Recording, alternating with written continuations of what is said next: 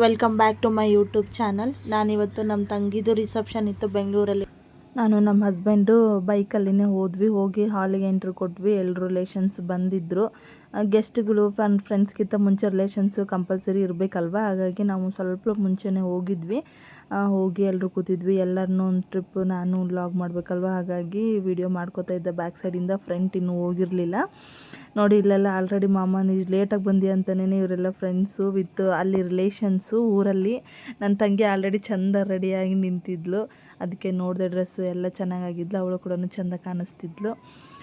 ಇವರೆಲ್ಲ ಕನ್ವಿನ್ಸ್ ಮಾಡ್ತಾಯಿದ್ರು, ಲೇಟಾಗಿ ಬಂದು ಮಾತಾಡ್ಸಲ್ಲ ಊಟಕ್ಕೆ ಹಾಗೆ ಹೀಗೆ ಅಂತೇಳಿ ಅತ್ತೆ ಜೊತೆ ಎಲ್ಲ ಮಾತಾಡ್ತಿದ್ರು. ಇವನು ಪ್ರದೀಪ್, ಇವನ ಬಗ್ಗೆ ಮುಂದೆ ಹೇಳ್ತೀನಿ ನಾನು. ಲಿಕ್ಕಿ, ಆಕಾಶ, ಊರಿಂದ ಬಂದಿದ್ದ ಆಕಾಶ. ನೋಡಿ ಎಷ್ಟು ಚೆನ್ನಾಗಿ ಕಾಣಿಸ್ತಿದ್ದಾನಂದರೆ ನಮ್ಮ ತಮ್ಮ. ಫಸ್ಟ್ ಟೈಮ್ ನಾನು ಈ ಥರ ಲುಕ್ಕಲ್ಲಿ ನೋಡಿದ್ದವನ್ನೇ. ತುಂಬ ಚೆನ್ನಾಗಿ ಕಾಣಿಸ್ತಿದ್ದ. ಯಾವಾಗಲೂ ಫಾರ್ಮಲ್ಸಲ್ಲಿ ನೋಡಿ ಈ ಥರ ಸೂಟಲ್ಲಿ ನೋಡೋದು ತುಂಬ ಖುಷಿ ಅನಿಸುತ್ತೆ. ಅವರು ರೆಡಿಯಾಗಿದ್ದರು. ಇವರೆಲ್ಲರೂ ಅಕ್ಕ, ಅತ್ತಿಗೆ, ವೈನಿ, ಆಮೇಲೆ ಎಲ್ಲರೂ ಕೂತಿದ್ದರು. ಇವರು ಅತ್ತೆನ ಮಕ್ಕಳು, ಅವ್ರ ಮೊಮ್ಮಕ್ಕಳು ಎಲ್ಲರೂ ಬಂದಿದ್ದರು ಫಂಕ್ಷನ್ಗೆ. ವಿಡಿಯೋ ಮಾಡಿದ್ದೆ. ಎಲ್ರದ್ದು ಒಂಥರ ಫ್ಯಾಮ್ಲಿ ಗ್ರೂಪ್ ಇತ್ತಂದರೆ ಚೆನ್ನಾಗೆ. ಊರಿಂದ ಯಾರೂ ಬಂದಿರಲಿಲ್ಲ. ಮಳೆ ಒಂದಾಗಿತ್ತು, ಬಿತ್ತಲು ಸ್ಟಾರ್ಟ್ ಆಗಿತ್ತು. ಹುಡುಗನ ಸೈಡು ಆಮೇಲೆ ಎಲ್ಲರೂ ಕೊಟ್ಟೂರಿಂದ ಬಂದಿದ್ದರು. ಬಂದವರೆಲ್ಲ ಲಾಡ್ಜಲ್ಲಿದ್ದು ರೆಡಿಯಾಗಿ ಆಮೇಲೆ ನೆಕ್ಸ್ಟ್ ಡೇ ಅವರೆಲ್ಲ ಬಂದಿದ್ದರು. ಹುಡುಗಿನ ಆದಮೇಲೆ ಸ್ಟೇಜ್ ಮೇಲೆ ಕರ್ಕೊಂಬಂದು ಹಾರ ಎಲ್ಲ ಎಕ್ಸ್ಚೇಂಜ್ ಮಾಡಿದರು. ಮಾಡಿ ಎಲ್ಲ ಅದು ಫೋಟೋಗೆ ಬರಬೇಕಲ್ವ, ಕರೆಕ್ಟಂಗಿದ್ದರೆ ಮಾತ್ರ ಚೆನ್ನಾಗಿ ಫೋಟೋ ಬರೋದು ಅಂಥೇಳಿ ಅವ್ರ ಫೋಟೋಗ್ರಾಫರು ಆ ಥರ ನಿಲ್ಲಿ, ಈ ಥರ ಪೋಸ್ ಕೊಡಿ ಅಂತಿದ್ರು. ಅವ್ರು ಫುಲ್ ನಗ್ನಾಗ ಆಡ್ತಿದ್ರು ಇಬ್ಬರೂ. ಆಮೇಲೆ ಅದೇನೋ ಸ್ವಲ್ಪ ಹಾರ ಇದಾಗ್ತಿತ್ತು, ಅದನ್ನ ಅಡ್ಜಸ್ಟ್ ಮಾಡ್ತಾಯಿದ್ರು. ಅವರು ಎಕ್ಸ್ಚೇಂಜ್ ಮಾಡಾದಮೇಲೆ ಫೋಟೋ ಎಕ್ಸ್ಚೇಂಜ್ ಮಾಡಬೇಕಾದಾಗ ಫೋಟೋ ಮಾಡಿದ್ರೇ ಚೆನ್ನಾಗಿ ಅಂತ ಹೇಳ್ಬಿಟ್ಟು ಫೋಟೋಗ್ರಾಫರ್ ಹೇಳ್ದಂಗೆ ಅವ್ರು ಪೋಸಸ್ ಕೊಡ್ತಿದ್ರು. ನಾನು ಹೇಳಿದ್ನಲ್ವ ಪ್ರದೀಪ್ ಅಂತೇಳಿ, ಇದನ್ನೆಲ್ಲ ಫುಲ್ ಫೋಟೋ ಶೂಟ್ ಮಾಡಿದ್ದೆ. ಅವನು ಮದುವೆದು ಕೂಡ ಅವನೇ ನನಗೆ ಮಾಡಿಕೊಟ್ಟಿದ್ದು.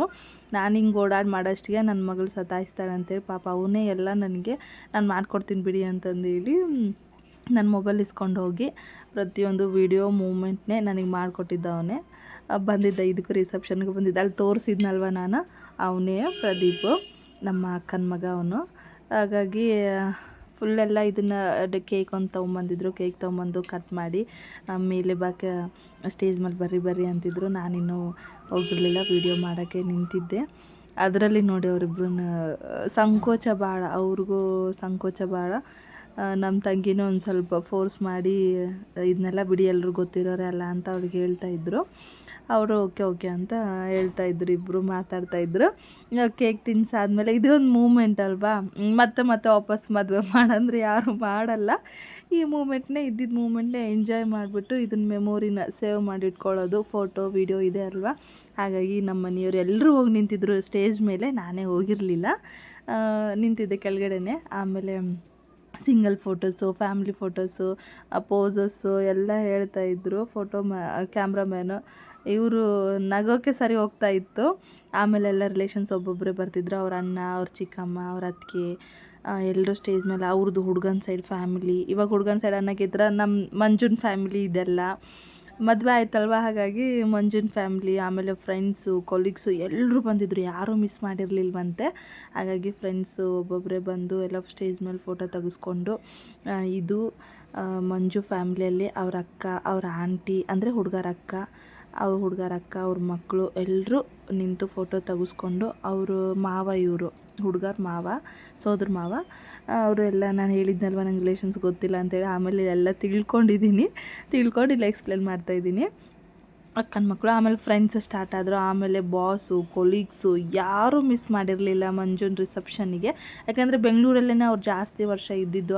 ಕಾಕಾರು ಆಂಟಿ ಇಬ್ಬರು ಜಾಬ್ ಮಾಡ್ತಾರೆ. ಅವರು ಇವಾಗ ಮಂಜು ತಮ್ಮ ಇಬ್ಬರು ಅವರು ಮಾಡ್ತಾರಲ್ವ, ಅವ್ರ ಫ್ರೆಂಡ್ಸು ಎಲ್ಲರೂ ಬಂದಿದ್ದರು. ಯಾರೂ ಮಿಸ್ ಮಾಡಿರಲಿಲ್ವಂತೆ.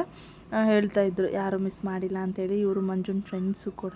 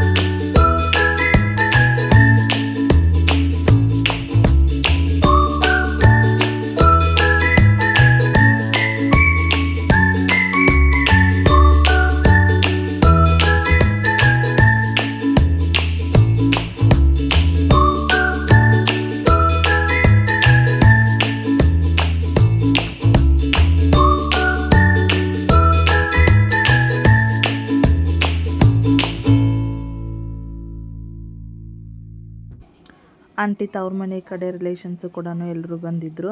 ಅವ್ರ ಅಣ್ಣ ಅವರೆಲ್ಲ ಬೆಂಗಳೂರಲ್ಲಿರೋರು. ಇಲ್ಲಿರೋ ರಿಲೇಷನ್ಸ್ ಎಲ್ಲರೂ ಬಂದಿದ್ದರು. ಆ್ಯಕ್ಚುಲಿ ಫಂಕ್ಷನ್ಸ್ಗಳಿಗೆ ಅಟೆಂಡ್ ಆಗಬೇಕು, ಎಲ್ಲ ರಿಲೇಷನ್ಸು ಏನು ಅಂತ ಗೊತ್ತಾಗೋದು. ಸ್ವಲ್ಪ ಭಾಳ ದೂರ ಗದಗ ಬೆಂಗಳೂರಿಂದ, ಹಾಗಾಗಿ ಅಲ್ಲಿರೋರು ಬಂದಿರಲಿಲ್ಲ.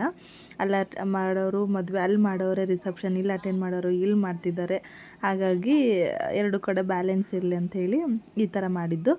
ನನ್ನ ಮಗಳಿಗೆ ಫುಲ್ ಸೆಕೆ ಆಗ್ತಿತ್ತಂತೆ. ಹೋಗಿ ಎ ಸಿಯಲ್ಲಿ ನಿಂತ್ಕೊಂಡು ಇವಳದು ಫೀಲಿಂಗ್ ಏನಂದರೆ ತಲೆ ಸ್ನಾನ ಮಾಡಿದ್ದೀನಿ ನಾನು, ಇವಾಗ ಕೂದಲು ಆರಿಸ್ಕೊತಿದ್ದೀನಿ ಅನ್ನೋ ಫೀಲಿಂಗ್ನಲ್ಲಿ ಫುಲ್ ಉದ್ದ ಕೂದಲು ಅಲ್ವಾ ಅವಳದು ಪಾಪ.